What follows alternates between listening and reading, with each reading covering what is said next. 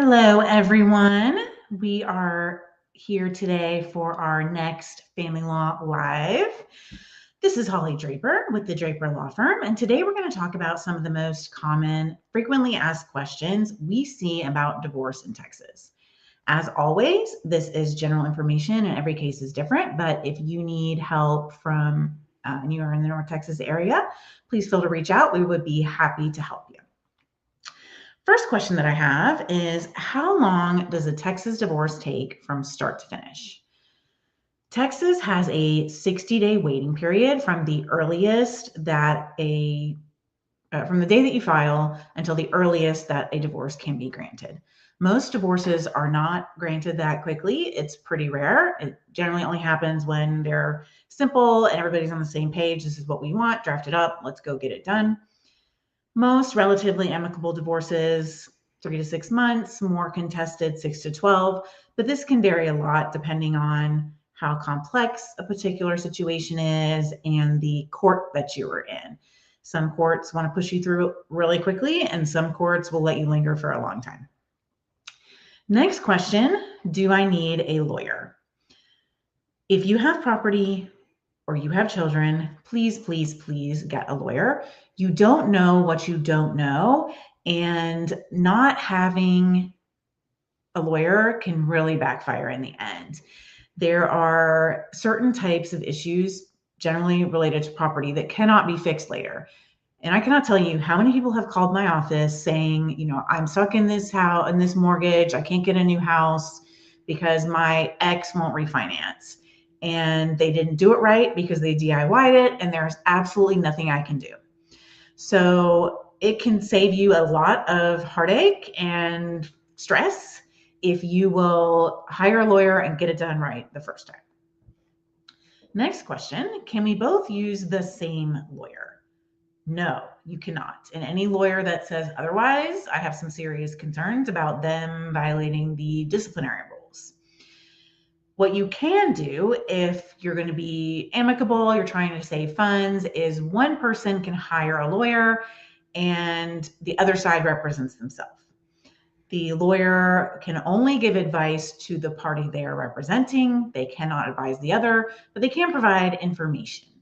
And they can answer questions through their client. So I always would advise someone, if there's only going to be one lawyer, you want that lawyer to be representing you. If the other side has a lawyer, you need to get your own. Next question, do I have to serve the other side? So no, not necessarily. If we anticipate a divorce is going to be amicable or we're hoping that it's going to go that way, we think they're going to cooperate, then we will ask the other side to sign a waiver of service, which basically says, I got a copy of the divorce. You don't need to serve me. Here's my contact information. They sign that before notary and we file it and they're in. Alternatively, if they are going to hire an attorney, they can just give the petition to the attorney who will answer on their behalf and we don't have to serve them. If they are not cooperative and they don't either file an answer or sign the waiver within some reasonable amount of time, then we have no choice. We have to go forward and get them served. Next FAQ, where do I file for divorce? So in Texas, you have to have lived here for the past 6 months, and you have to have lived in the county for the previous 90 days. Either you or your spouse have to have lived in that county. Most of the time, spouses have been living together in the same county, so it's no question that's where we file for divorce. Sometimes people will come and they have been separated for a long time and they are living in different counties. In that scenario, we might use some strategy. Which county do we prefer? Yes, there are counties that we prefer over others. If we have a choice, we may choose one over the other. But where you've been living or where your spouse has been living is where your divorce will be filed. Next question, can my spouse refuse to sign the divorce papers? There's 2 different ways we can look at this question. One is talking about that waiver of service. Yes, they can absolutely refuse to sign that, but that is not going to end the inquiry. We will get them served one way or another. If they are not cooperative, there are forms of alternative service. They can't just refuse to participate and the divorce never happens. The other way of looking at that question is, if they're not going to sign off on a final order. If they're not cooperative, then obviously it's going to take more time and be more expensive. Generally, if they're not reaching agreements at all, we're going to have a trial. And then if they don't sign off on the form of the order, we're going to have a hearing on a motion to enter to get the court to sign it. But they cannot keep you from getting divorced by being uncooperative. Next, what happens if we agree on everything? Do we still have to go to court? Generally, no, you do not.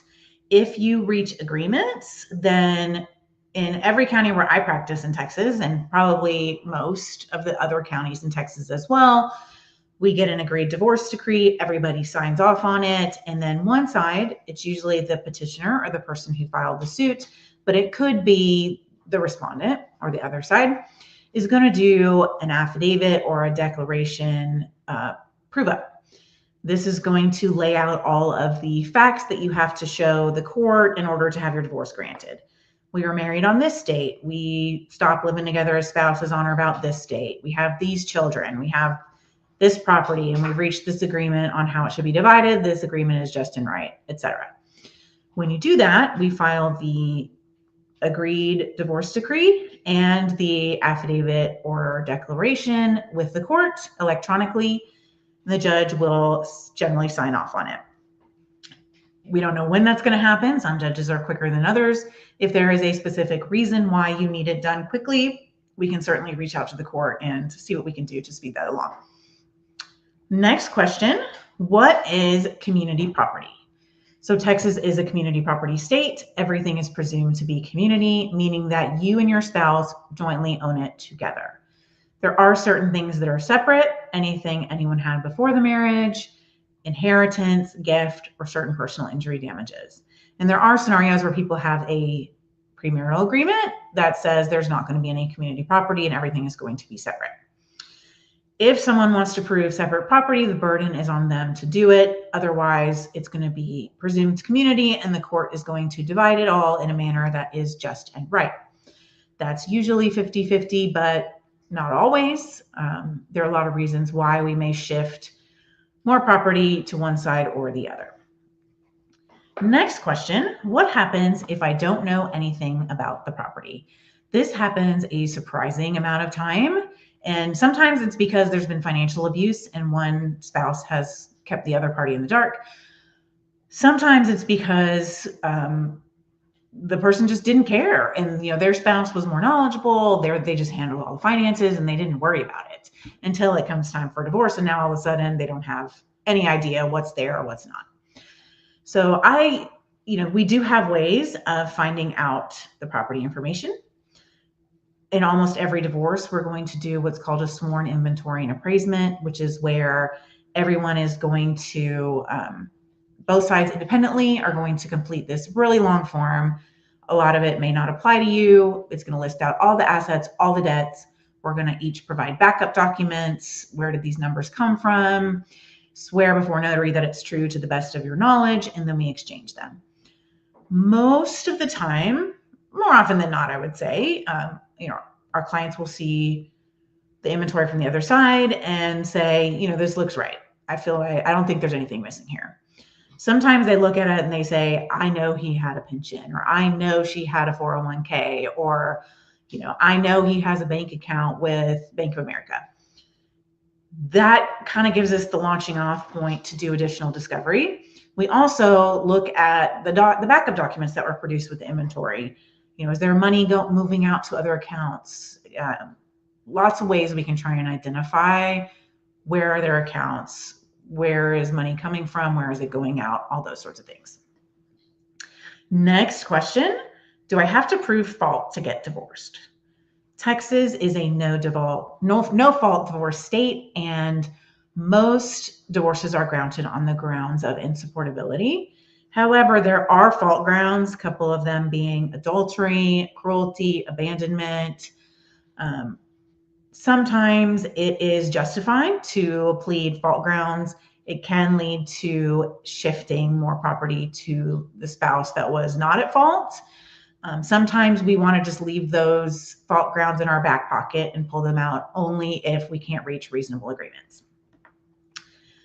Next and final question, we get this one a lot. Can I keep the house? So this is very complicated and very fact specific for the individual situation. But as a general rule, somebody can keep the house only if they can A, refinance it into their own name, and B, buy out the other person's share of the equity in some way. This could be by a cash out refinance. It could be because there are sufficient assets to shift over to the other side. A lot of times we have clients who really, really want the house.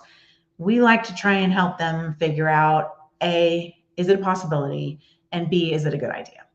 And in doing that, sometimes we have lenders that specialize in this that we'll refer people to. We have financial planners that specialize in this that we'll refer people to early in the case to try and help figure out, is this a realistic goal? If so, what do we need to do to try and accomplish it?